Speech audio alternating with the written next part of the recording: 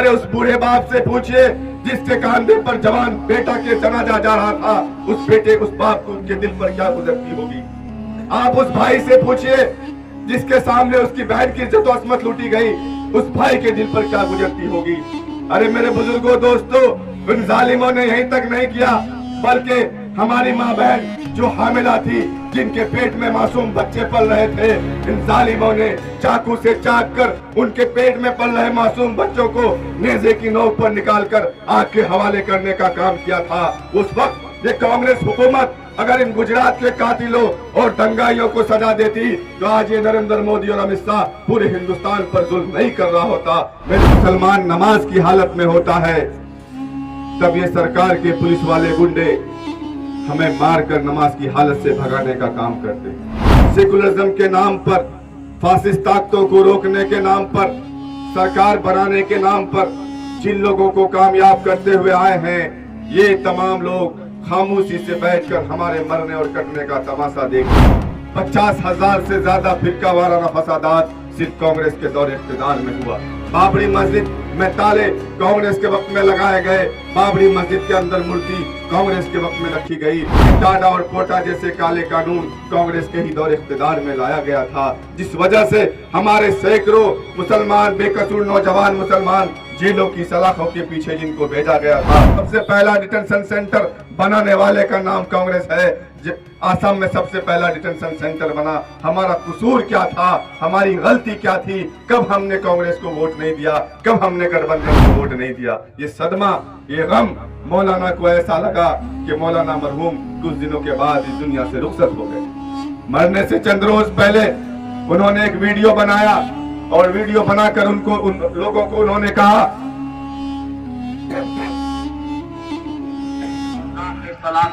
बिहार के एमपी असार लगता हम बेचैन तरफ गए। 3 तलाक के हवाले से जो बिल पार्लियामेंट के अंदर 28 तारीख को पेश हुआ और पास हुआ, मैं ये चाहता था मैं अपने इस मौक़िफ़ को पार्लियामेंट के अंदर रखूं, इनकी मुखालफत करूं।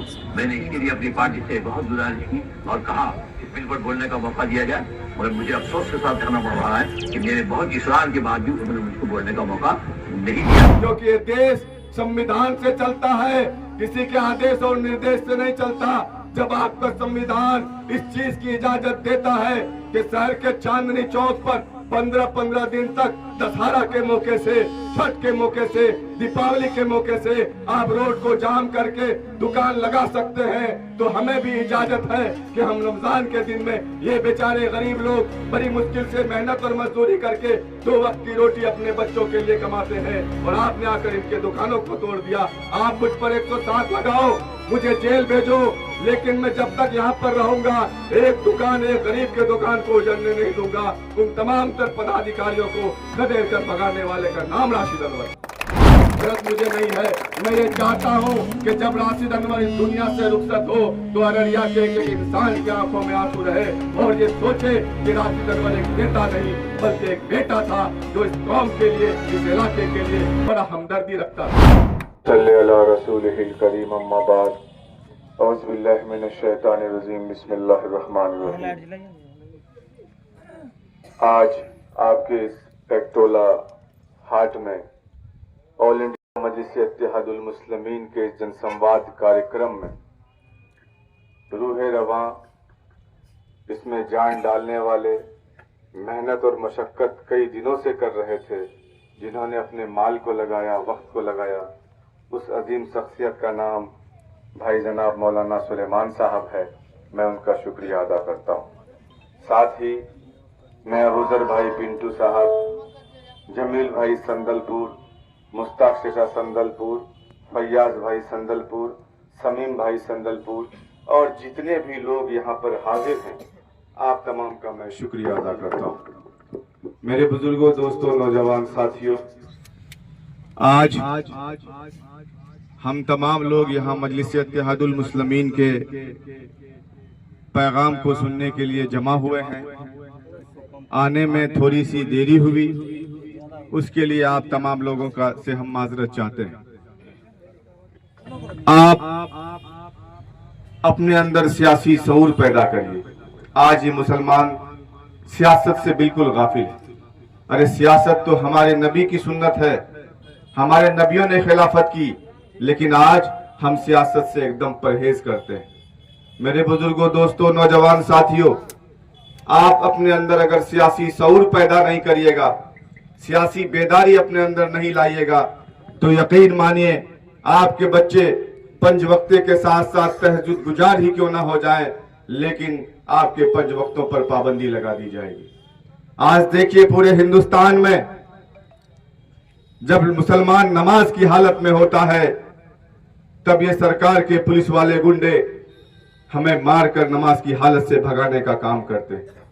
जब मस्जिद की मीनारे से अल्लाह अकबर की सदाएं बुलंद होती है, तब इन जालिमों को तकलीफ होती है।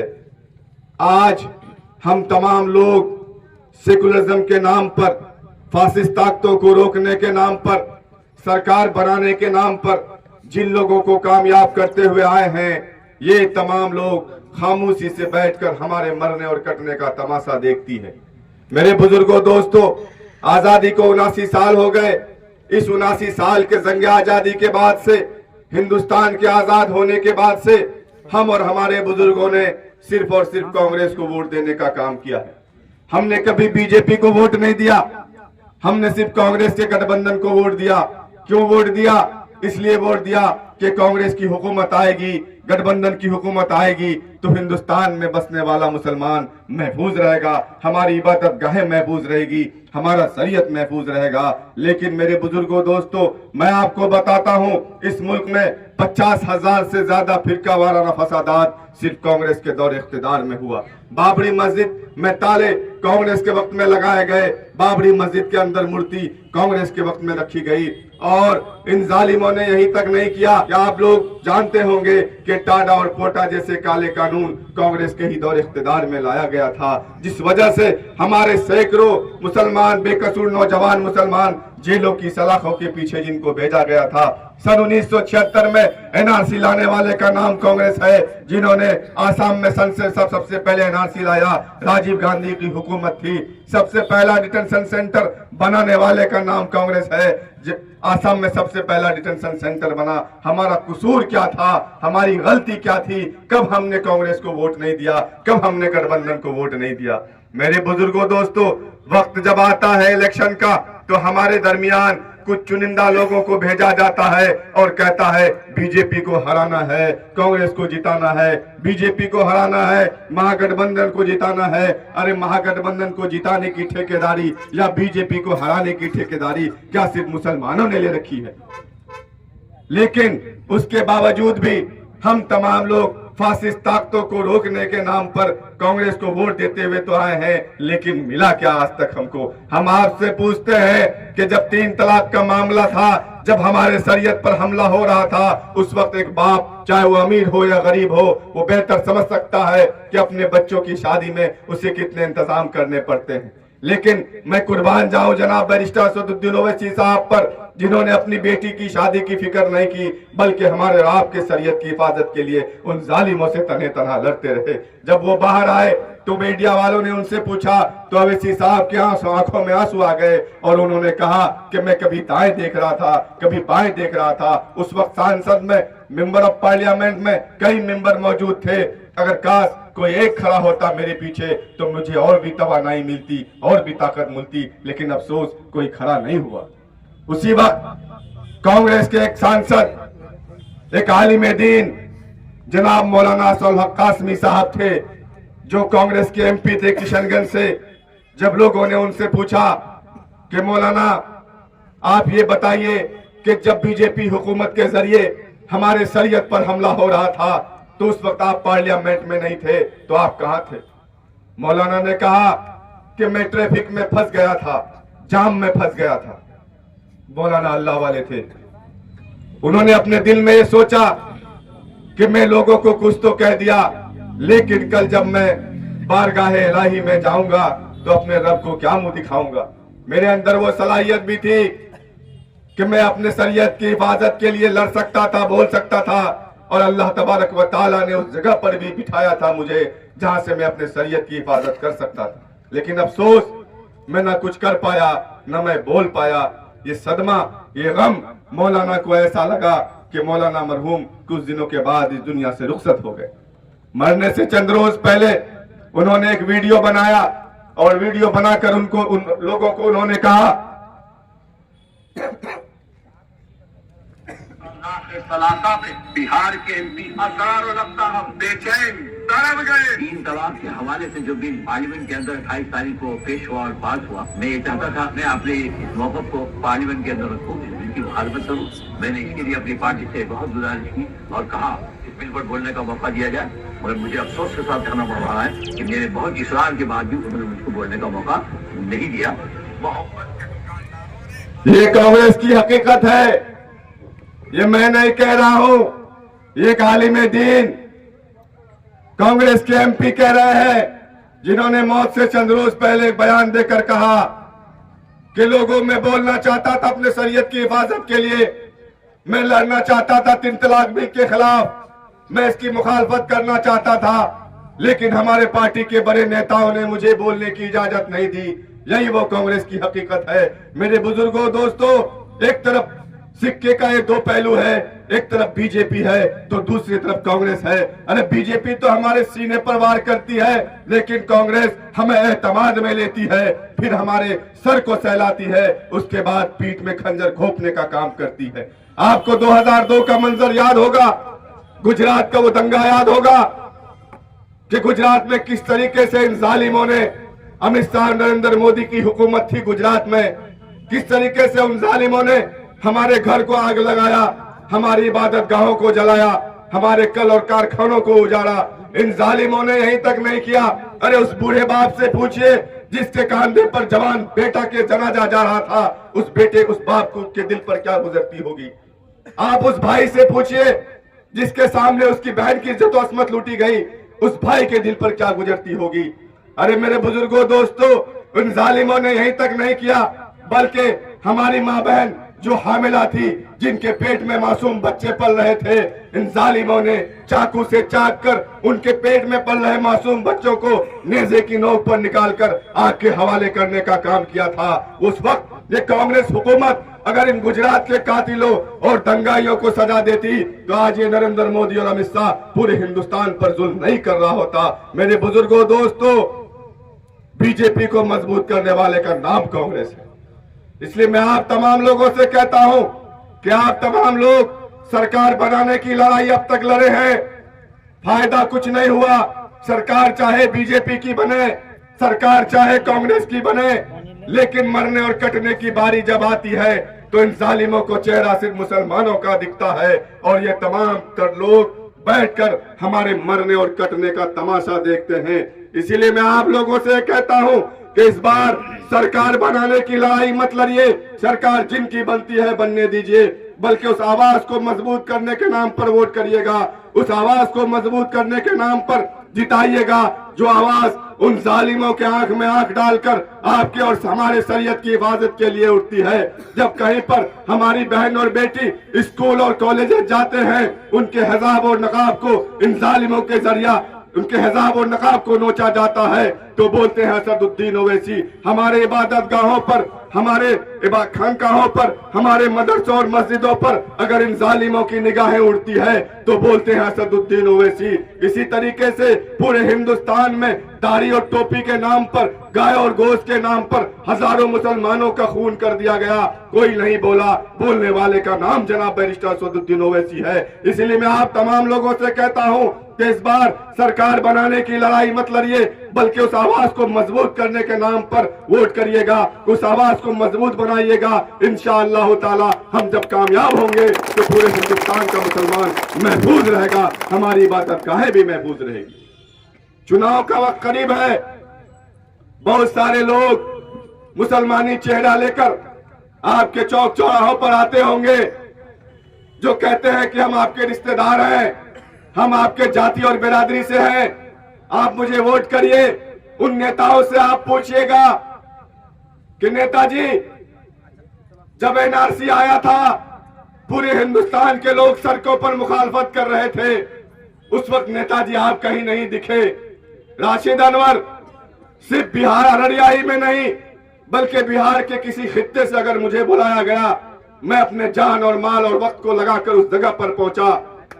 उसके बाद मैं दिल्ली के शाहीन बाग में, आपके इस बेटा को 15 मिनट का वक्त मिला, हम शाहीन बाग में 15 मिनट बयान किए, जंतर मंतर पर धरने पर बैठे और दिल्ली के जामा मस्जिद के गेट नंबर 2 पर चंद्रशेखर रावण जो भीम आर्मी के अध्यक्ष थे, अभी आजाद समाज पार्टी से नगीना के एमपी हैं, वो और मैं जुमा की नमाज के बाद 2 बजे गेट नंबर 2 पर बैठे और 11 बजे रात तक हम लोग बैठे रहे। 11 बजे रात में पुलिस ने हम लोगों को हिरासत में लिया।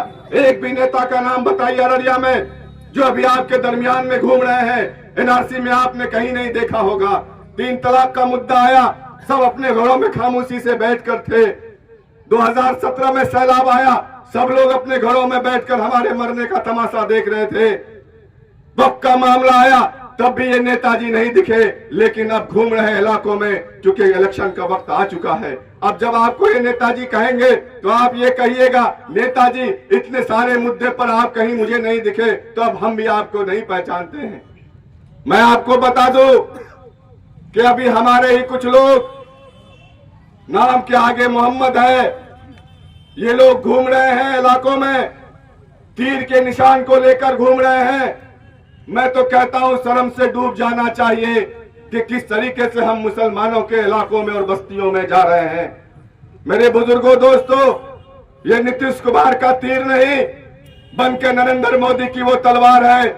जब ये आपके गर्दन को उठती है तो आपसे आपका मसलक नहीं पूछती कि आप सिया हो कि सुन्नी हो, देवबंदी हो कि बरेलवी हो, सिखरा हो कि कुलैया हो, बल्कि मजहब के बुनियाद पर, सिर्फ मुसलमान होने की बुनियाद पर आपके तन को सर से जुदा कर दिया जाता है। इसीलिए इन लोगों से भी सावधान रहने की जरूरत है। राशिद अनवर 11 साल पहले इस पार्टी को अररिया में लाया। ऑल इंडिया मजलिस इत्तेहादुल मुस्लिमीन का पहला मेंबर था मैं। जब मेरे साथ लोग जा रहे थे पार्टी ज्वाइन करने के लिए, जब मैं जा रहा था तो लोग मुझ पर हंस रहे थे, लेकिन मेरी दूरअंदेशी ये थी कि एक वक्त आएगा कि जनाब बैरिस्टर असदुद्दीन ओवैसी साहब को पूरे हिंदुस्तान के लोग जानेंगे भी और पहचानेंगे भी। 11 साल से लगातार मैं मेहनत कर रहा हूं, कोशिश कर रहा हूं, कोई एक आदमी इस पार्टी में अब तक नहीं है। मैं आपको बता दूं, जब पार्टी ने मुझे 2020 में उम्मीदवार बनाया, मेरी पार्टी भी पहली दफा इलेक्शन लड़ी, मैं भी पहली दफा एमएलए का इलेक्शन लड़ा। 14 उम्मीदवारों में से अल्लाह का करम है, मैं अल्लाह का बड़ा शुक्र अदा करता हूं कि आप लोगों के दुआओं के बदौलत, आप लोगों के वोट के बदौलत, आप लोगों के कोशिशों के बावजूद मैं 14 उम्मीदवारों में से तीसरे नंबर पर रहा। लेकिन चुनाव जीतने वाले भी अपने घर में बैठ गए और हारने वाले भी अपने घर में बैठ गए। लेकिन राशिद अनवर दूसरे ही दिन उसी तवानाई के साथ, उसी ताकत के साथ अपने आंसू को पोंछकर फिर जाकर लोगों के दरमियान में हाजिर हुआ। मैं अभी इलेक्शन के वक्त में नहीं आया हूं, आप पता करिए अररिया में किसी भी तरह का कोई मामला अगर हुआ है तो सबसे पहले अगर आवाज किसी की उठी है तो उसका नाम राशिद अनवर है। आपको पता होगा प्रदीप सिंह जो अररिया के सांसद हैं, उन्होंने कहा था कि अररिया में अगर रहना है तो हिंदू बनना पड़ेगा। इसके खिलाफ किसी नेता ने आवाज नहीं उठाई। अगर कोई सड़क पर सबसे पहले उतरकर इसकी मुखालफत किया तो उसका नाम राशिद अनवर था। हमने सड़क पर उतरकर इसकी मुखालफत की। उसके बाद और बाकी के नेता मेरे पीछे में मेरे बाद आए। तीसरे दिन जब 10-12 हजार का मजमा, नौजवानों का मजमा, जब शहर के चांदनी चौक से होते हुए जीरो माइल और गोरी चौक को बंद कर दिया, हाईवे को जाम कर दिया। अरे इस वक्त मुसलमानों का दुश्मन शासन और प्रशासन दोनों है, मौके की तलाश में रहता है कि कब मौका मिले कि हम इस पर हमला करें। जैसे ही मुझे खबर मिली कि पुलिस के लोगों के द्वारा लोगों पर लाठियां चलने वाली है, आंसू गैस प्रदेशों में रहते हैं जो मुझे नहीं जानते थे, उन्होंने मेरी बातों को सुनने से भी इनकार कर दिया। लेकिन मैं घबराया नहीं, मैं हिला नहीं अपनी जगह से। बार बार पुलिस के बड़ी पदाधिकारी मेरे कानों में आके कहते थे ये लोग ऐसे नहीं मानेंगे, लेकिन मैं हमेशा ये कहता रहा कि जब तक ये लोग खड़े हैं तब तक राशिद अनवर यहाँ खड़ा है। जब तक एक एक लोग अपने घर को नहीं जाएंगे आप किसी पर लाठी डंडा नहीं चला सकते हैं। मेरे दिल में ये ख्याल आया कि बेशक ये जो भीड़ खड़ी है आज सड़कों पर, ये बेनमाजी तो हो सकती है, गुनहगार तो हो सकती है, लेकिन आज इसकी ईमानी कुव्वत इतनी मजबूत है कि आज ये इस्लाम के खातिर, ईमान के खातिर अपने जान की परवाह किए बगैर सड़कों पर पुलिस के सामने डट कर खड़ा है। अगर अल्लाह तबारक व तआला ने मेरे अंदर वो सलाहियत दी है कि मैं इसकी हिफाजत कर सकता हूँ, तो खुदा की कसम तब तक मैं उसकी हिफाजत करता रहूंगा जब तक एक एक लोग अपने घरों को वापस नहीं चला जाता। अगर इस मजमे से भीड़ के शक्ल में कोई आदमी होगा वहां पर, तो पूछिएगा पुलिस के द्वारा एक थप्पड़, एक लाठी किसी को लगने नहीं दिया वहां पर, उसका नाम राशिद अनवर था। रमजान के मौके से पहली जुमा को जब सारे लोग, सारे दुकानदार नमाज पढ़ने के लिए मस्जिद को जाते हैं, उसी वक्त 3 दर्जन पुलिस वाले एसडीओ साहब, सीओ साहब, स्कूटी साहब, डीएम साहब के निर्देश से आते हैं और आकर टाउन हॉल से लेकर बर्मा सेल तक के सारे दुकानों को तोड़कर तरम बरहम कर देते हैं। जैसे ही मुझे खबर मिली, मैं नमाज पढ़ के बाहर निकला, सड़कों पर अफरा तफरी देखी। मैं जैसे ही लोगों से मालूम किया कि भाई मामला क्या है, लोगों ने मुझे बताया तो मेरा खून खोल गया। मैं दौड़ता हुआ तना एसडीओ साहब के पास गया। हमने कहा एसडीओ साहब, आपने इन्हें नोटिस दिया था, अगर आपने नोटिस दिया भी था तो आप नमाज के वक्त में दुकानों को तोड़ने का अधिकार आपको किसने दिया? तो एसडीओ साहब ने कहा कि आप डीएम साहब से बात कीजिए, डीएम साहब के निर्देश के अनुसार हम काम कर रहे हैं। हमने कहा कि डीएम साहब से क्या, डीआईजी साहब की बात को भी नहीं मानेंगे, क्योंकि ये देश संविधान से चलता है, किसी के आदेश और निर्देश से नहीं चलता। जब आपका संविधान इस चीज की इजाजत देता है कि शहर के चांदनी चौक पर 15-15 दिन तक दशहरा के मौके से, छठ के मौके से, दीपावली के मौके से आप रोड को जाम करके दुकान लगा सकते हैं, तो हमें भी इजाजत है कि हम रमजान के दिन में ये बेचारे गरीब लोग बड़ी मुश्किल से मेहनत और मजदूरी करके 2 वक्त की रोटी अपने बच्चों के लिए कमाते हैं, और आपने आकर इनके दुकानों को तोड़ दिया। आप मुझ पर 107 लगाओ, मुझे जेल भेजो, लेकिन मैं जब तक यहाँ पर रहूंगा एक दुकान, एक गरीब के दुकान को उजड़ने नहीं दूंगा। उन तमाम तर पदाधिकारियों को खदेड़ कर भगाने वाले का नाम राशिद अनवर। मेरे बुजुर्गों, दोस्तों, ये एक बड़ा मुद्दा था, एक बड़ा मामला था, लेकिन हमारे लोग जो मुख्तलिफ पार्टियों से उम्मीदवार होने वाले हैं, किसी ने इसके खिलाफ आवाज नहीं उठाई, किसी ने इसके खिलाफ अपने आवाज को बुलंद नहीं किया। अफसोस की बात तो यह है कि अररिया के मौजूदा एमएलए जो कांग्रेस के एमएलए थे, अरे गरीब का मुद्दा था, मुसलमानों का मुद्दा था, एक बोलना तो चाहिए था, अखबार में एक स्टेटमेंट तो देना चाहिए था, लेकिन अफसोस वो भी खामोशी से बैठे रहे।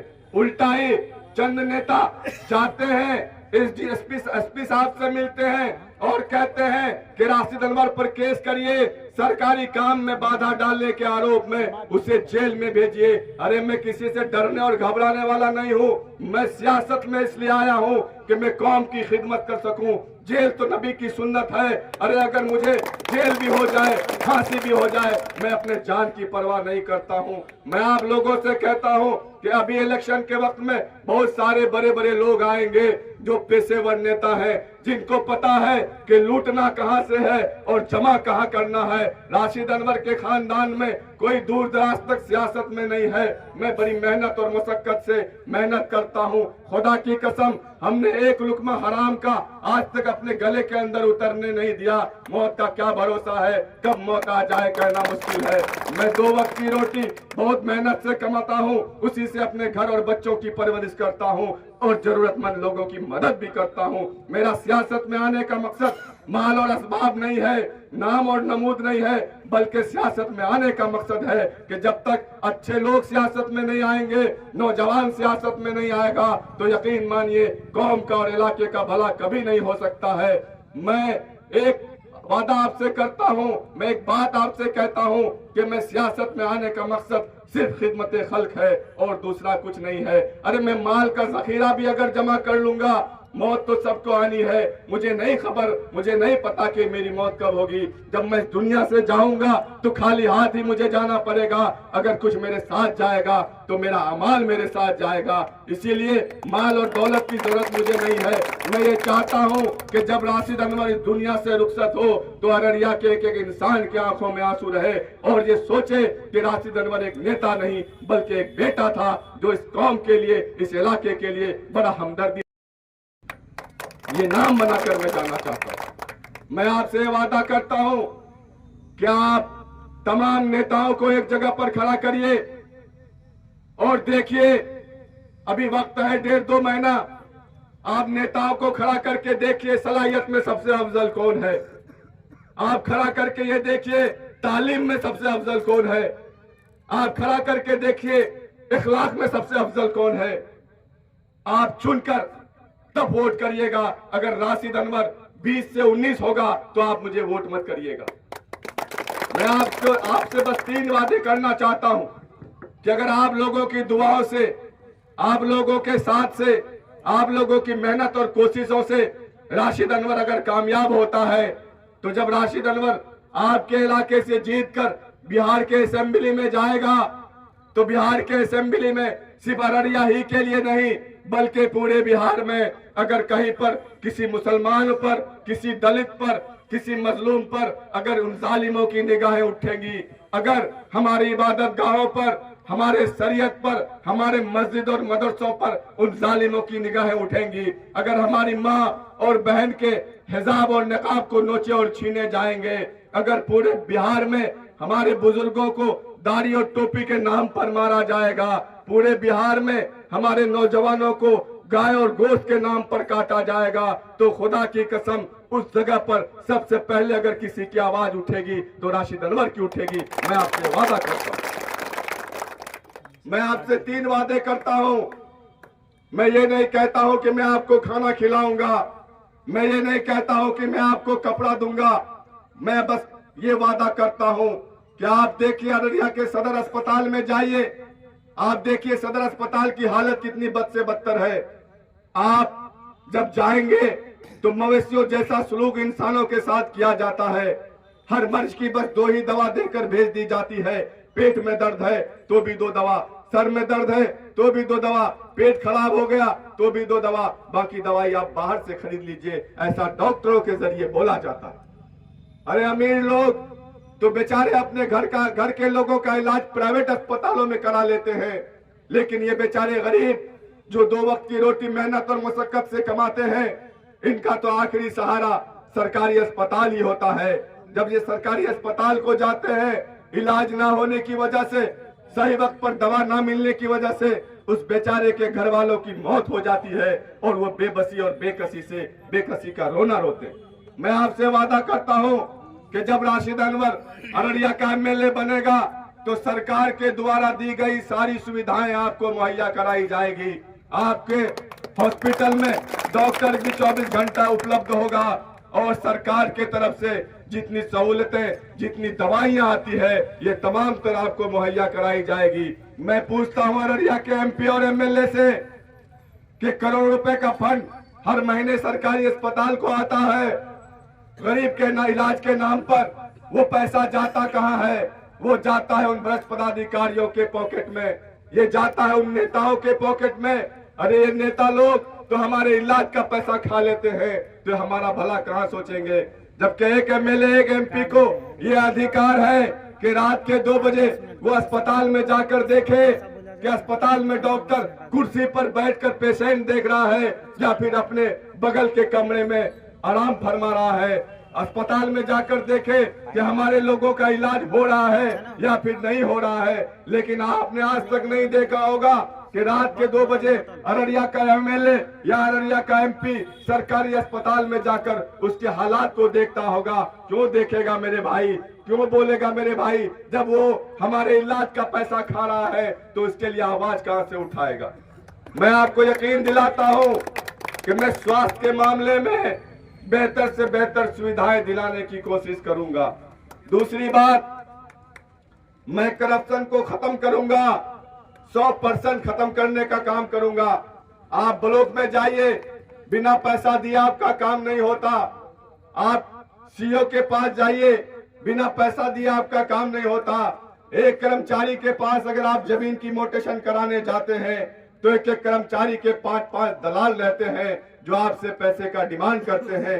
कम से कम 10-20 हजार रुपए आपसे लिया जाता है, तब जाकर मोटेशन करता है। मैं आपसे वादा करता हूं कि जब मैं एमएलए बनूंगा 6 महीने तक तमाम तर पदाधिकारियों के पोस्टिंग और ट्रांसफर को रुकवाकर पहले उनसे हिसाब लूंगा कि आप ये बताओ कि जब आप अररिया आए थे तो आपकी सरकारी संपत्ति कितनी थी, आपकी आय कितनी है, और आप जब अररिया से जा रहे हो तो अब आपकी संपत्ति कितनी है। अगर संपत्ति में इजाफा हुआ तो मैं उस पर केस करवाऊंगा, उसकी संपत्ति को जब्त करवाऊंगा, ताकि आने वाले जितने भी पदाधिकारी हैं, ये पदाधिकारी को घूस लेने में खौफ हो, घूस लेने में डर लगे।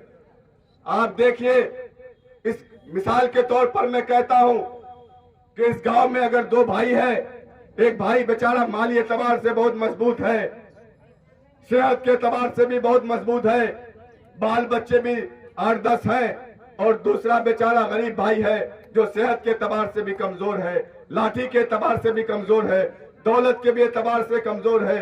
ये अमीर भाई अगर उस गरीब भाई पर जुल्म करता है, उसको मार के लहूलुहान करता है, उसके जमीन और जेवर को छीन लेता है, ये बेचारा गरीब भाई जब इलाकों में बड़े बड़े लोगों के पास जाता है और कहता है कि मुझ पर जुल्म हुआ है, मेरे साथ इंसाफ करिए, लेकिन ये गांव के अमीर लोग उसके भाई के खिलाफ बोलने से मना करते हैं, कहते हैं मैं तुम्हारे मामले में नहीं पढ़ूंगा। और वो बेचारा गरीब भाई बेचारा थाने को जाता है, आवेदन लेकर जाता है और थाने में आवेदन देता है, कहता है कि मेरे साथ ऐसा ऐसा जुल्म किया गया। लेकिन जैसे ही वो आवेदन देता है, थोड़ी देर के बाद चाहे तो कोई मुंशी या कोई हवलदार उसे ये कहता है कि आप 10,000 रुपया देंगे तब हम साहब को देंगे, तब जाकर आपका आवेदन लिया जाएगा, तब जाकर आपका FIR होगा। वहीं पर दूसरा बेचारा अमीर भाई ये 20,000 रुपया जाकर दे देता है, उसका आवेदन का टुकड़ा, वो कागज का टुकड़ा दूसरे दिन कचरे के डब्बे में नजर आता है। मैं आपसे वादा करता हूं कि जब मैं MLA बनूंगा तो मैं जालिम को सजा दिलवाऊंगा और मजलूम को इंसाफ दिलाऊंगा, ये मेरा वादा है आप। तीसरी बात, आज इस कौम के नौजवानों की हालत बद से बदतर हो चुकी है। आज इस कौम के नौजवान तरह तरह के नशे के आदी हो चुके हैं। अगर यही हालत नौजवानों की बनी रहेगी तो मैं यकीन के साथ कह सकता हूं कि 10 सालों के बाद आप नौजवानों को खोजेंगे तो ये नौजवान चाहे तो आपको पागल खानों में नजर आएगा, या अस्पतालों में नजर आएगा, या जेल की दीवारों में नजर आएगा। सड़कों पर नौजवान कारोबार करता हुआ नजर नहीं आएगा। मेरे बुजुर्गों, दोस्तों, वजह यह है कि आज हम अपने नौजवान बच्चों को, अपने छोटे छोटे बच्चों को तालीम से दूर रखते हैं। अगर कोई पैसा वाला है भी तो वो दुनियावी तालीम तो देता है, दीनी तालीम नहीं देता। बेशक आपका बच्चा डॉक्टर और इंजीनियर तो बन सकता है, लेकिन आपका फर्माबरदार कभी नहीं बनेगा। इसीलिए इस कौम की हालत है आज ऐसी हो चुकी है कि देखिए, जहां पर जहालत है वहीं पर गुर्बत है, जहां पर गुर्बत है वहीं पर बुराई है। बुराई को दूर करने के लिए, गुर्बत को दूर करने के लिए सबसे पहले जहालत को दूर करना होगा, और इल्म का चिराग अगर जलेगा तो यकीन मानिए गुर्बत भी दूर होगी, जहालत भी दूर होगा। हमारा बच्चा जब तालीम याफ्ता होगा तभी हमारे कौम की तरक्की होगी, हमारे इलाकों की तरक्की होगी। मैं सरकारी स्कूल के हालात को बेहतर करूंगा, ये मेरा वादा है आपसे। अररिया विधानसभा क्षेत्र में अगर कोई बच्चा गरीब और यतीम होगा, जिसके पास पढ़ने के पैसे नहीं होंगे, जिसके पास कलम और किताब खरीदने के पैसे नहीं होंगे, वो मेरे घर को जाएगा, मैं कलम और किताब की और कॉपी की बेहतर व्यवस्था कराऊंगा।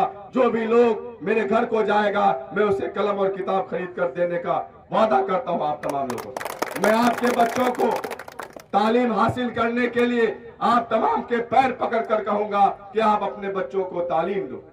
मेरे बुजुर्गों, दोस्तों, कहने को तो बहुत सारी बात है, लेकिन मैं आपसे बस यही कहता हूं कि आप मेरे लिए दुआ करें। आप इस बार हर बार नेता चुनते हैं, इस बार नेता नहीं बल्कि एक बेटा को चुनिए। अगर राशिद अनवर जैसा बेटा अगर कामयाब हो जाता है तो यकीन मानिए मैं अपने किसी बाप के चचे का या भाई के अम्मा के आंख में बेबसी के आंसू को आने नहीं दूंगा। ये मेरा वादा और इरादा है। दुआ कीजिए कि अल्लाह ताला मेरे हौसले को बुलंद रखे और आने वाली तमाम रुकावटों को दूर करके आसानी का मामला करे। शुक्रिया। अल्लाह हाफिज।